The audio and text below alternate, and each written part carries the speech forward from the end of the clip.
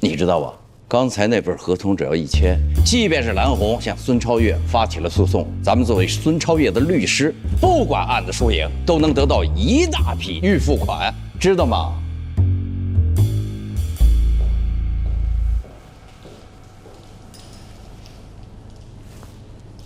不是，他怎么走了？你也可以走。不，我们两个可以一起来代理这个案子。那前提是，你必须签下来。当然，何塞，鲨鱼的嗅觉是非常灵敏的，它可以在海水里嗅出哪怕是100万分之一的血腥味儿。您这话什么意思？律师就像鲨鱼一样，他能在海水里嗅到几公里之外的血腥味儿。这种血腥味儿可以把他们很快地带到受伤者的面前，然后他们把受伤者当作猎物客户。我要见到白纸黑字。委托协议，我这就去办。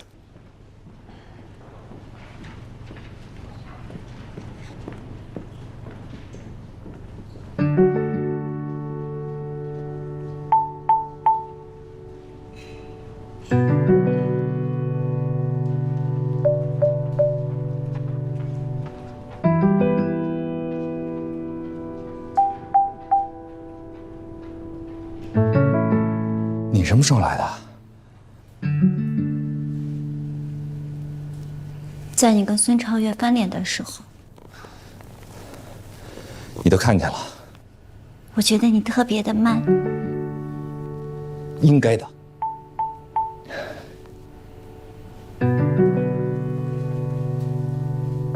你怎么了？很明显吗？挺明显的。你眼睛怎么了？肿了？是发炎了还是怎么了？我跟我姐吵了一架，我姐把我惹哭了。你怎么能这个时候跟你姐姐吵架呢？我也没有想跟她吵啊。但是你看吧，你姐姐她这不是刚刚失去丈夫吗？你不能这会儿，你应该忍着她点儿。今天是我姐姐信用卡的还款日，往常她的信用卡都是她老公给她还的，是跟她老公一起的信用卡绑定的。今天银行给她打电话了，说她的信用卡余额不足。我姐都没明白怎么回事，就给银行打过去电话，就问她怎么回事。后来发现银行账户全都被别人转走了，而且就这2天转的。我当时就跟她说了，她应该赶紧报警。你坐。但是报警了吗？报了。孙超越手上有一份遗嘱，是当时我姐夫留给他的，就说我姐夫生前的遗产都由他来继承。孙超越就是拿了这份遗嘱，去找了银行，办的转账。他们太过分了，你跟你姐说，咱们起诉他。我跟我姐姐说了，可是我姐姐就说她要再想想。我说你一直想，一直想，一直想，别人都把账户里面钱全都转走了，你还要再想。兰兰，你不应该这么跟你姐姐说话，啊！你这样跟她说话，你多伤害她呀！你想想，她刚刚失去老公，正是沉浸在痛苦之中的时候，啊！你说谁能成想，她老公尸骨未寒呢？啊，然后银行里边所有的钱就都被自己亲弟弟给拿走了，对吧？这不是你姐姐的错误，你不应该埋怨她。我没有埋怨她，我就是觉得现在我姐姐的情绪她太悲伤了，她不利于处理这件事情。我想让她把这件事情委托给我，我给她找律师，可是我姐姐不同意，她就跟我吼了起来。你跟你姐姐推荐了我，然后你姐姐不同意，她是不相信你呢，还是不相信我呢？还是说？他要找其他律师，他要找罗宾，我不知道。反正我跟他说这件事情的时候，他就跟我急眼了。他让我以后不要管他的事，他让我滚。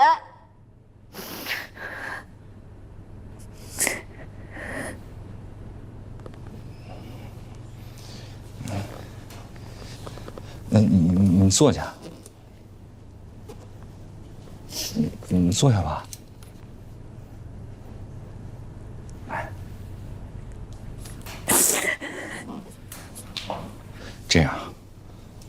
我来想办法啊。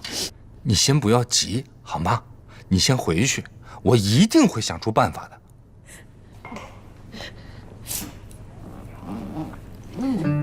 我求求你了，只有你能帮我们了，一定要帮我。一定。帮我问一下你那朋友孙超越下一次什么时候去打网球？我不问。好，那我自己问。我有他微信。他叫什么来着？罗宾。前段时间我记得他还发朋友。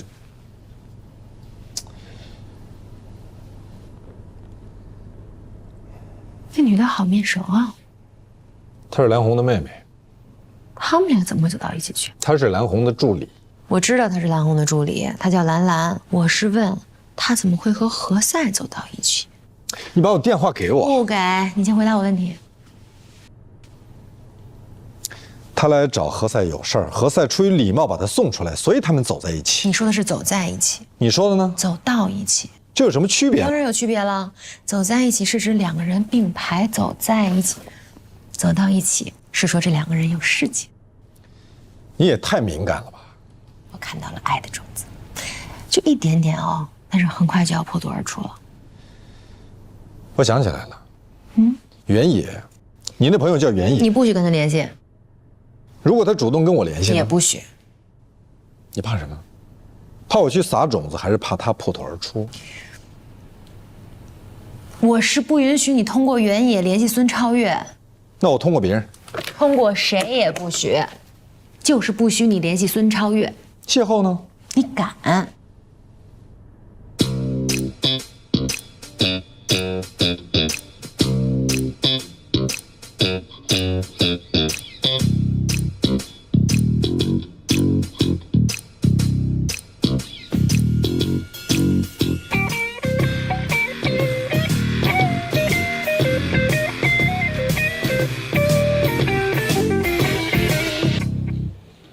要么我们一起吃个饭吧。不了，谢谢。我还有好多事儿要跟你说呢。那我们去办公室。啊，哎，我呢给自己立了一个规矩，就是不跟客户和客户的亲属吃饭。可是我们还没签约呢。那就更不能吃了。为什么？我不想让别人误解，我为了接你姐姐的案子，跟你吃饭是为了联络感情。谁会这么无聊啊？这是我的原则。如果你相信我，如果你找我，你就要尊重我的原则。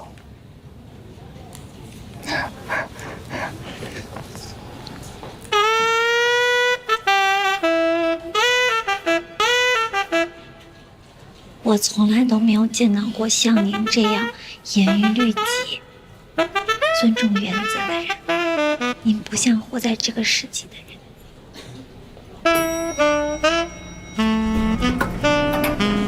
电梯我来了。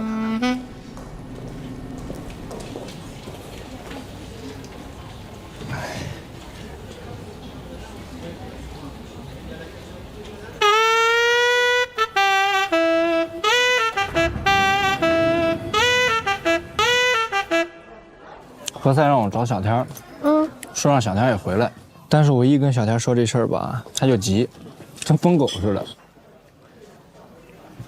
你该不会是想让我去找小天吧？你跟他熟啊，你开口他肯定回来。人各有志，小天和你不一样，你是辞职被挽留，而他呢，他是被炒掉的。总不能说你想炒人家就炒，你想人家回来，人家就得回来吧？哎，对了，你是不是有个同学叫孟小雨啊？那天看见你们俩在电梯，我没敢认啊。他长胖了一些。你们熟吗？还行吧。怎么了？他有没有跟你提起过我呀？提了。啊，也没提什么，就是你们之前是不是还是挺熟的？他说的所有东西，关于我的，你都别信。当然啊，关于你的，我肯定也不会信。我再多说一句啊，别让太多人知道你们两个是大学同学。如果有人要问起来，你就说不熟，还行。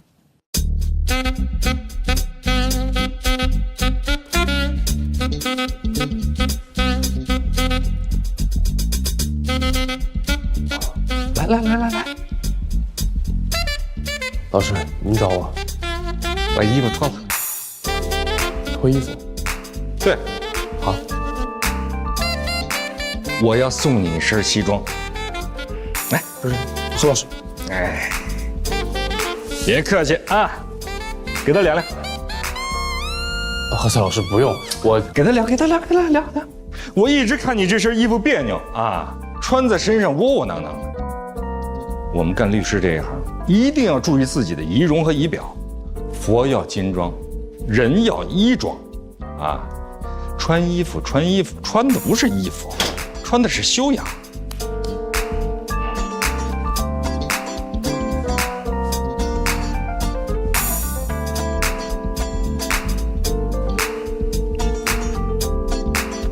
课堂103，做完了给你送到哪儿？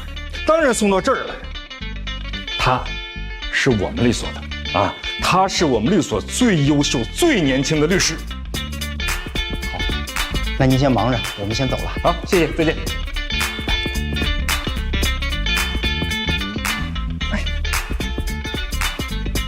我会让你以最快的速度荣升我们律所的初级合伙人。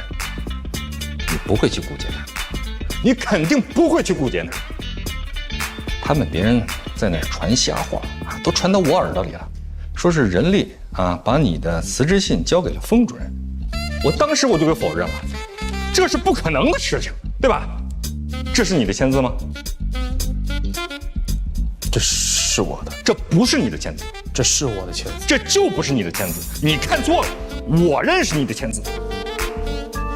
是封主任没有批准我的辞职吗？不，你从来没考虑过辞职的事儿，你从来没有写过这封辞职信。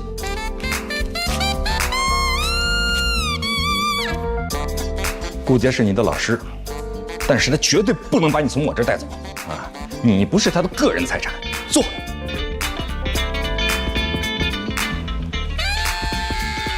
这是一份新的合同啊，我们给你加薪30%，你不用客气，这是你应得的。而且从今天开始，你跟着我，协助我管理所有的助理，所有这些人都归你管。综合果仁充个电。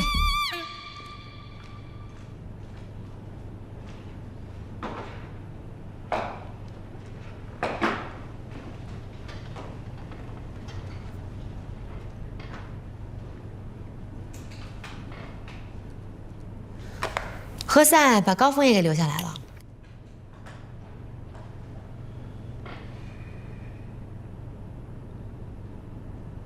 你不会真的打算？我经过再三思考，决定听取你的意见。作为一个律师，约架打架的确都是不文明的行为，所以我决定用文明的方式来解决。在法庭上，以事实为依据，以法律为准绳，打他孙超越一个满地找牙。需不需要我提醒你一下？蓝红找的可是何塞，找何塞就是找我。你哪来的自信啊？哎，我刚听一小八卦，何塞刚才把兰兰送到电梯口，然后两个人飞吻。真的假的？真的，不骗你，就这个动作。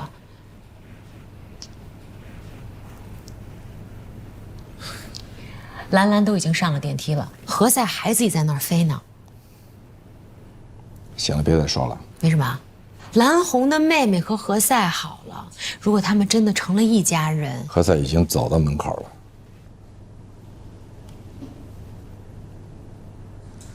你们为什么这么看着我？我们看见你走过来了，所以我们摆出了欢迎的架势。我没时间跟你们开玩笑啊，丽娜，你先出去一下，我有事儿跟罗宾说。我知道你要说什么。我要说什么？丽娜，不，我要说什么？他要说你跟蓝红，我跟蓝红怎么了？你搞不定蓝红，想让罗宾跟你一起去搞定蓝红，不全对。那就是蓝红压根儿没有决定让你当他的代理律师。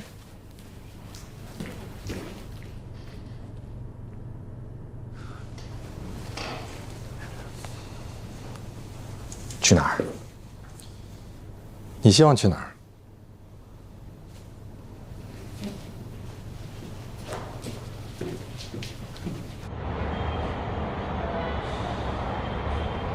我已经做过一些调查了，在孙浩瀚已经被医院下了病危通知书的情况下，居然还参加了北京、上海、青岛3地的股东大会啊，而且还签署了文件，把自己名下的所有的股权以极低对价转给了他弟弟孙超越，而作为法定继承人的蓝红居然什么都没得到，这一点太不可思议了。我平常不亲自开车的。那你司机是病了，还是家里有事儿？我是怕司机在，有些话你不太好说。对，我们这个案子现在一定要保密啊，尤其是现在这个合同还没有签署的情况下。封印跟我说律师啊都是鲨鱼啊，闻到一点血腥味立刻会出动。如果其他律所的律师知道蓝红他要打官司，一定会千方百计地找到蓝红的。我不是怕司机嘴不严，我是怕当着司机的面你抹不开。我有什么抹不开的？你好好想想，你有什么应该让我知道的事情没告诉我？既然咱们是搭档，我掌握的所有的情况，我都跟你分享了。那就是我耳朵聋了。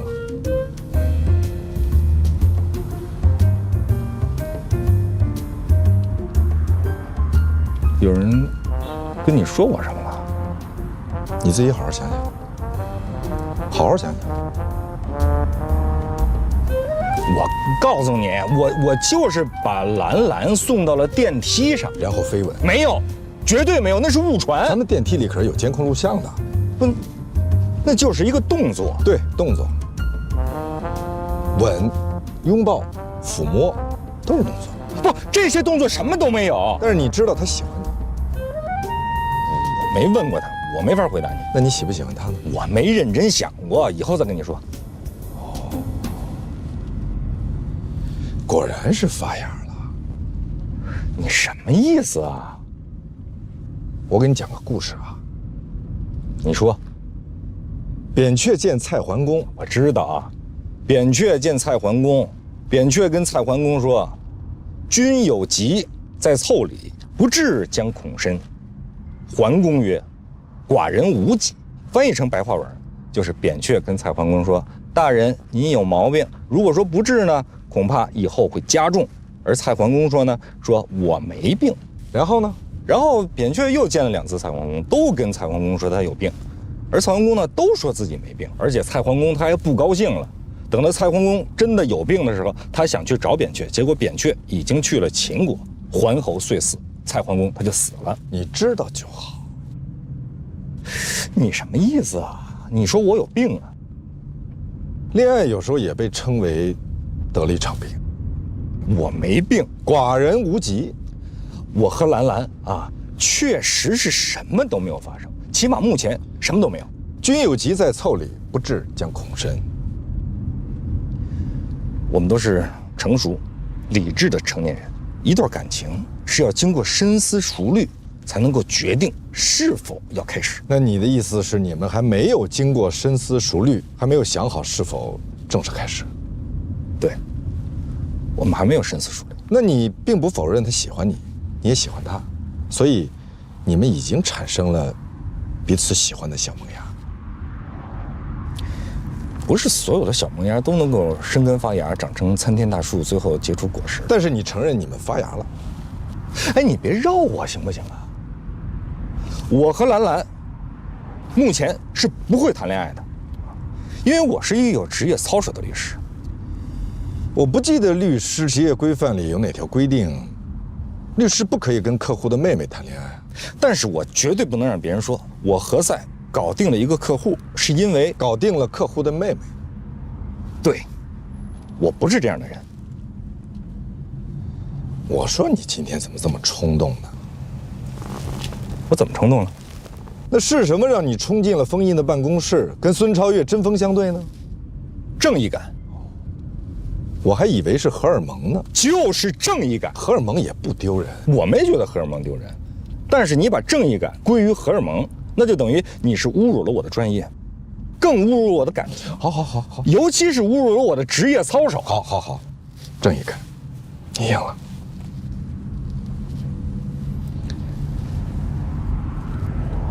那现在兰兰知不知道，你短期内不想跟她谈恋爱？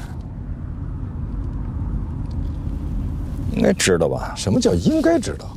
这个问题重要吗？一只南美洲亚马逊河流域热带雨林中的蝴蝶，偶尔扇动几下翅膀，就会引起美国德克萨斯州的一场龙卷风。是的，蝴蝶效应。我不是蝴蝶。千里之堤毁于蚁穴，你是蚂蚁更糟糕。我也不是蚂蚁，也不是蝴蝶，不是蝴蝶，也不是蚂蚁。好，赢了。不是我赢了，是我又赢了。我刚才已经赢过你一次了，正义感，对吧？我现在是第二次赢，第二次赢叫又赢了。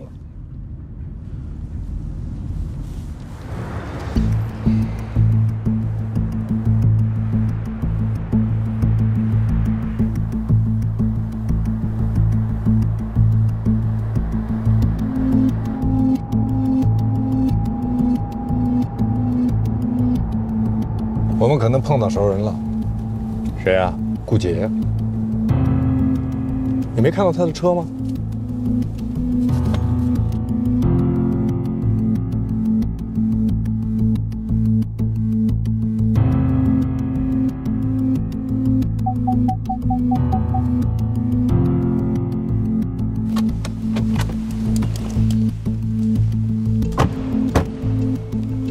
你跟顾杰的司机熟吗？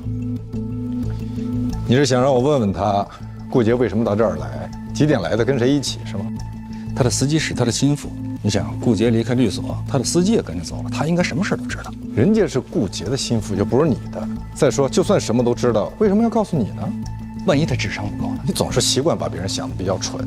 我从来没认为你很蠢。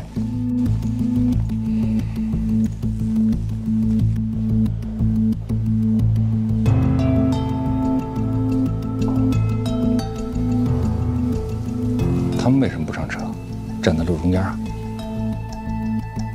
也许是想等我们走过去的时候，伸出腿来绊我们一脚。那怎么办？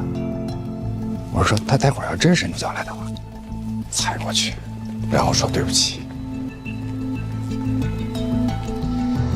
这么快又见面了？对啊，孙超越先生现在是我们的客户啊，那是因为我们拒绝了他。我希望你们能够说服郎红女士，接受我们的条件。你们什么条件？我们受孙超越先生的委托。太啰嗦了，说重点。重点就是，郎红女士如果选择再嫁，孙先生将会赔付一笔嫁妆；如果选择不嫁，那么孙超越先生会按月支付她一笔生活费。生活费的多少，我们可以谈。那我们还是法庭见吧。法庭见。法庭见。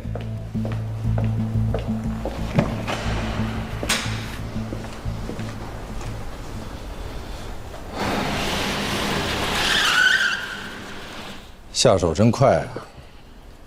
你说是孙超越找的他们呀，还是他们找的孙超越？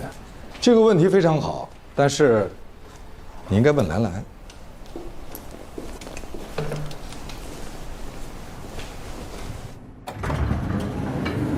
我姐刚才发了好大的火，我们早点来就好了。你们都知道了？孙超越找了2个律师来跟你们谈条件，太过分了！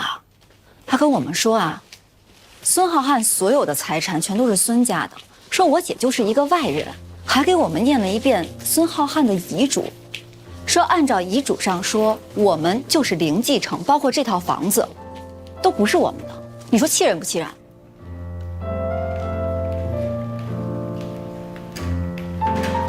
姐，罗宾和何塞来看你了，我认识他们。你们喝点什么？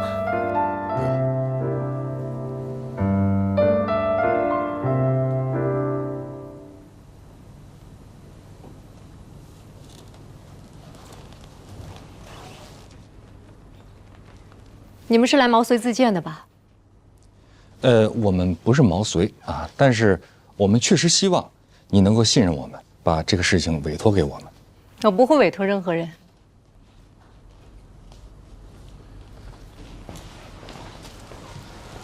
你不打算起诉了吗？打算，但是我没钱请律师，我的信用卡全部都被冻结了。我们可以给你做风险代理，就是打赢了给钱，打输了就不用给了。我知道什么叫风险代理，但是我不能输，我承受不起这个风险。你看啊，你也做过律师，律师不能100%的承诺胜诉。就因为我也当过律师，所以我才不打算请律师。为什么呢？是你不相信律师，还是不相信我们？我自己就是律师，我为什么还要花钱请别人呢？你确实当过律师，但是你已经很久没有职业了。那是因为我嫁人了，所以我现在打算复出。复出？对，重操旧业。那你也不能拿自己的案子练手啊。那你觉得我拿谁的案子练手更合适呢？你找些无足轻重的啊，哪怕是输了也无所谓的。什么案子是无足轻重，输了也不太所谓的？对于律师来说，再小的案子，对于当事人来讲都是天大的事儿。谁会把自己天大的事拿给一个律师练手？不，我不是这个意思啊。我不管你什么意思，反正我绝对不会把自己性命攸关的事儿交给别人。何塞嘴笨，他的意思是说，是你做过律师，但是你已经离开很久了，对这个行业会有些生疏，所以他建议你先从一些基础的工作做起，不要一上来就打生死攸关的官司。对，我就是这个意思。我凭什么要从最基础的做起？我跟你曾经是同事，如果不是我结婚离开律所，我不会做得比你差。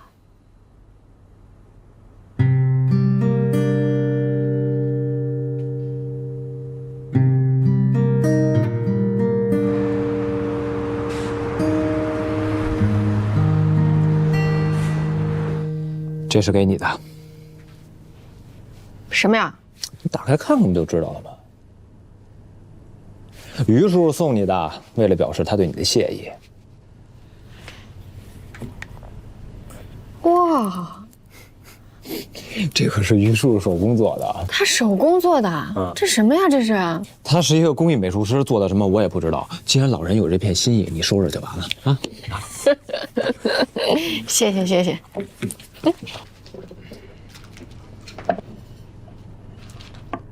谢谢，谢谢。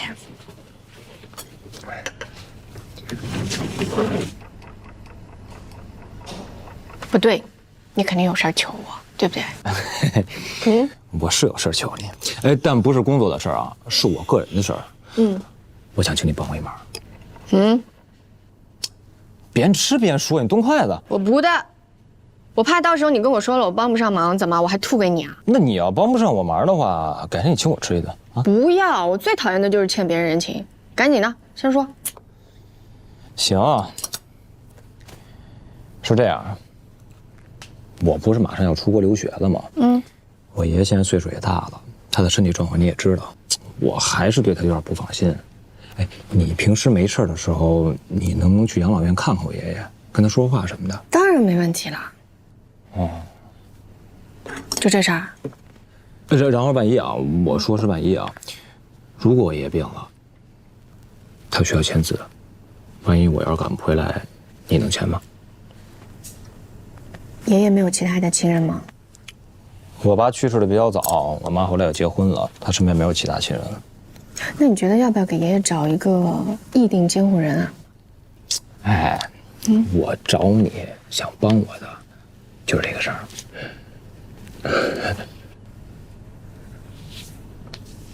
爷爷他知道咱俩分手了吗？我没跟他说，我爸跟他说完以后，他有本都问西的。没事啊，如果你要是不想帮这忙，或者说你要为难的话，我再想其他办法。该吃吃，别影响咱俩吃饭。你还要煮什么？我给你点一个。你要给你爷爷找议定监护人这事儿，他知道吗？知道。他有没有给你什么候选人名单之类的？给了。我啊。除了我，还有没有其他候选人啊？于叔叔呢？于叔叔，他多大岁数了？说的也是。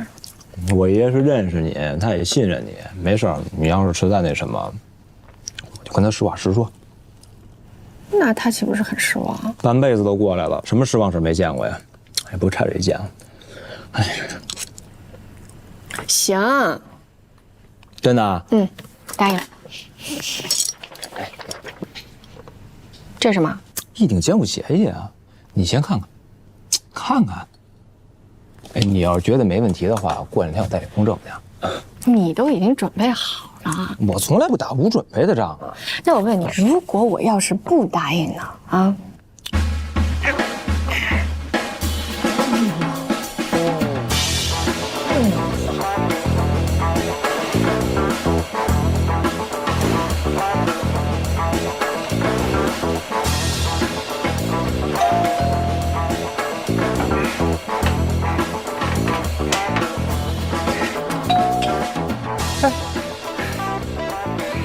您不要紧吧？您要不要叫救护车呀？不是，我刚才在划船呢。你家有海啊？好山鸡。哦。你怎么知道我们家的人？啊，我听罗宾说的。等一下啊。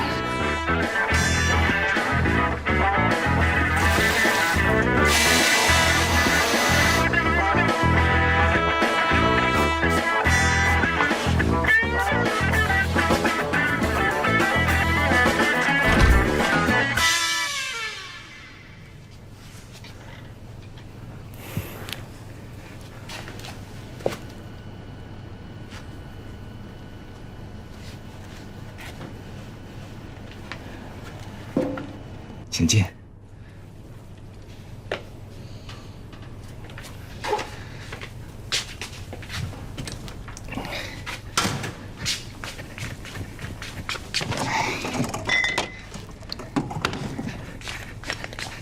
请坐。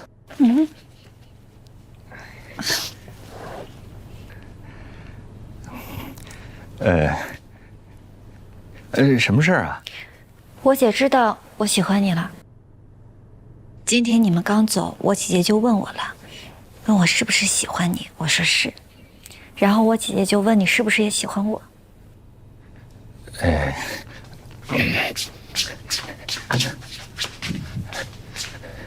那你怎么说的？我说喜欢。你，那没事儿。那然后呢？难道你不喜欢我吗？我没有。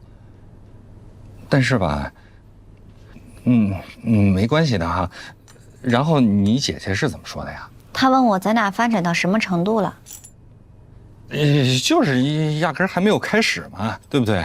或者说是还处于萌芽状态。萌芽？对，就像生病一样，这别人吧都没看出来，甚至呢我们自己都没有感觉到。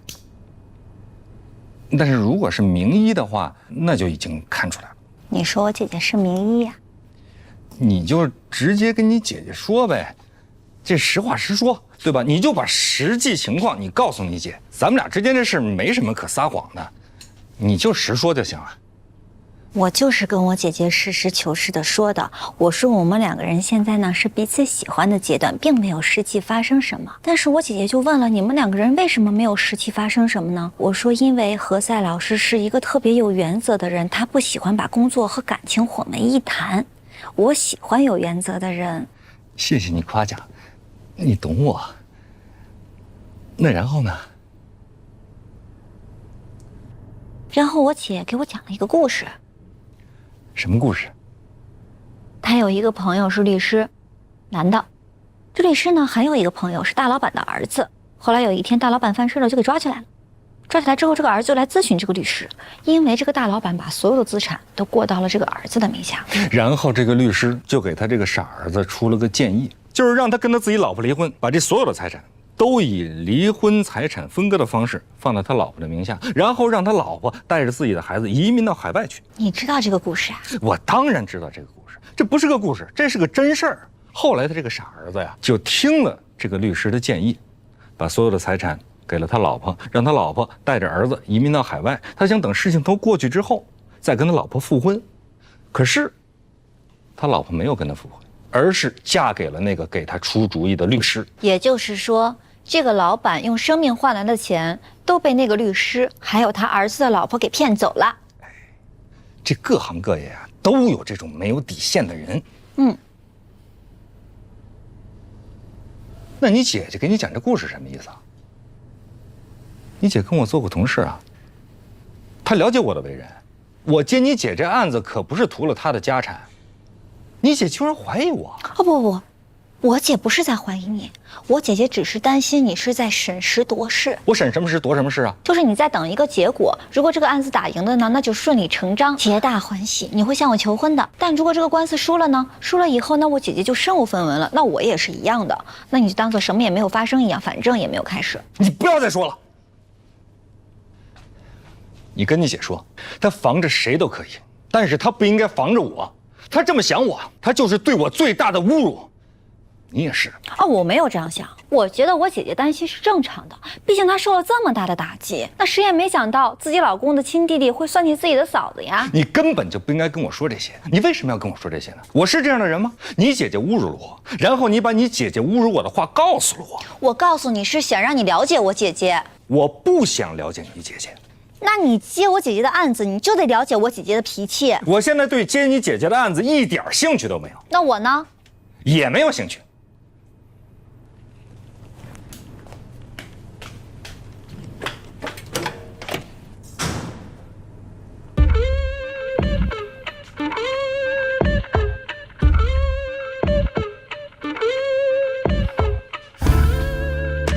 都有冷漠，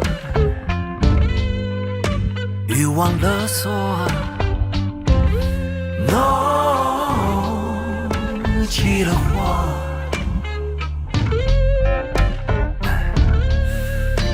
爱若难破，不含焦灼 ，no 着了魔。暧昧后的出卖，最无奈的无赖，寂寞怎么释怀？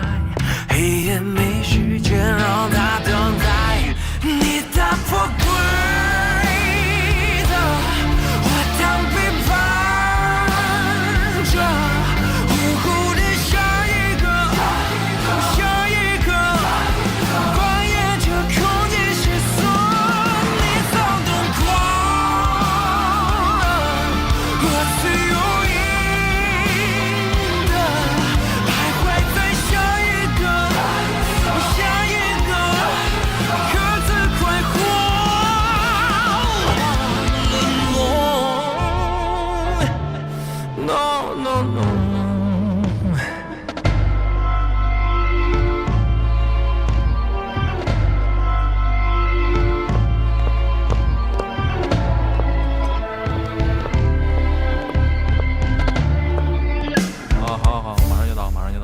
麻烦你一杯拿铁啊，29在那儿算吗？